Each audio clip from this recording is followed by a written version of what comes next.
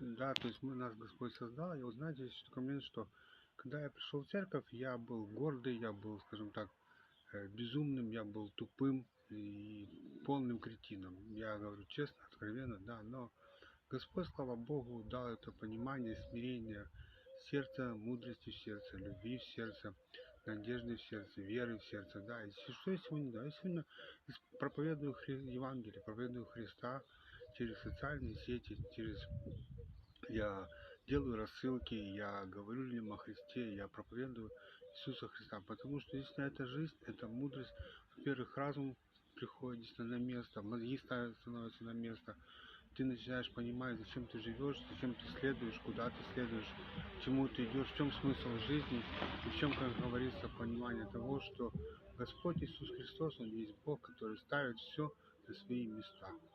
Аминь. Будьте благословенны.